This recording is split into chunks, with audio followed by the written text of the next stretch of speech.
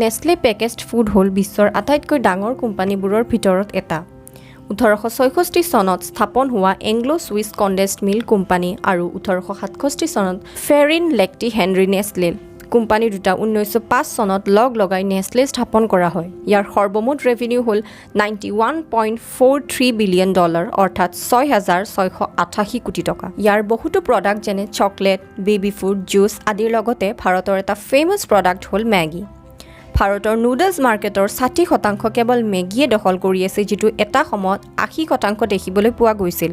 সম্প্ৰতি সময়ত কোম্পানীটোৰ আভ্যন্তৰীণ ৰিপৰ্ট লিক হোৱাৰ ফলত সংবাদ মাধ্যমৰ দ্বাৰা জানিবলৈ পোৱা গৈছিল যে কোম্পানীটোৰ 60% প্ৰডাক্টেই পুষ্টিকৰ খাদ্যৰ যি সংজ্ঞা তাক মান্য নকৰে। এই ৰিপৰ্টটো ইউকেৰ এটা মিডিয়া হাউচ ফাইনেন্সিয়েল টাইমছে পোহৰলৈ আনিছিল আৰু এই ৰিপৰ্টটো তেওঁলোকে নিজে স্বীকাৰ কৰিছে।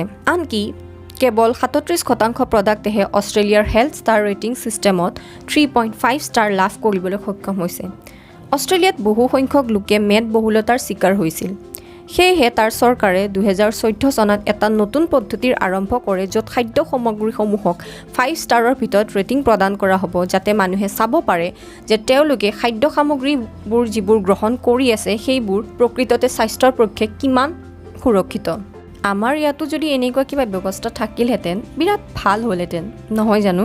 এই ৰিপৰ্টটোত কৈছে যে কোম্পানীৰ কিছুমান প্ৰডাক্ট যেনে ডিজিঅৰ্নৰ 3 মিট ক্ৰাষ্ট পিজ্জা, য'ত 40% ছ'ডিয়াম, হট পকেটছ পেপাৰনি পিজ্জা, য'ত 48% ছ'ডিয়াম পোৱা গৈছে, যি মানুহক দৈনিক ছ'ডিয়ামৰ প্ৰয়োজনতকৈ বহুত বেছি। আন এটা প্ৰডাক্ট অৰেঞ্জ ফ্লেভাৰ্ড চেন পেলেগ্ৰিনৰ ড্ৰিংকে স্ক'ৰ লাভ কৰিবলৈ সক্ষম হৈছে, অৰ্থাৎ স্ক'ৰিং ছিষ্টেমৰ ভিতৰত সকলোতকৈ ন্যূনতম মাৰ্ক। ইউএছত ইয়াৰ এটা প্ৰডাক্ট আহে ষ্ট্ৰবেৰী ফ্লেভাৰ্ড নিউ কুইক, য'ত 14 গ্ৰামৰ ভিতৰত 14 গ্ৰামেই ছুগাৰ, অৰ্থাৎ চেনি বেচা বুলি ক'লে ভুল কোৱা নহ'ব। আৰু এইটো তাত বিক্ৰী কৰে perfect at breakfast to get kids ready for the day, সেই বুলি কয়। আমাৰ অসমত যুৱ প্ৰজন্মবোৰে বাহ দিয়া বুলি এটা শব্দ ব্যৱহাৰ কৰে নহয়, এইটোকে বাহ দিয়া বুলি কয়। ৰিপৰ্টটোৰ মতে 80% ৱাটাৰ বেছ প্ৰডাক্ট আৰু 60% ডেইৰী প্ৰডাক্ট অৰ্থাৎ দুগ্ধজাতীয় সামগ্ৰীহে 3.5 ষ্টাৰ ৰেটিঙৰ ক্ৰাইটেৰিয়ান মান্য কৰে, অৰ্থাৎ সেইখিনি হেল্ডি প্ৰডাক্টৰ কেটেগৰীত পৰে।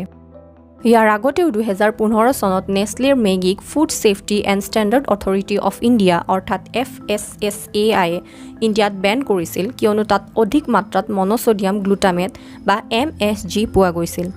তাৰ পিছত বা যদিও বেন উঠাই দিয়া গৈছিল, তথাপিতো তাৰ মাৰ্কেট শ্বেয়াৰ 80%ৰ পৰা 60%লৈ হ্ৰাস পোৱা দেখিবলৈ পোৱা গৈছিল। গতিকে এনেকুৱা এটা ৰিপৰ্ট লিক হোৱাৰ পিছত কোম্পানীটোৰ ওপৰত কি ক্ৰিয়া হয় সেইটো আগন্তুক দিনত লক্ষণীয় হ'ব।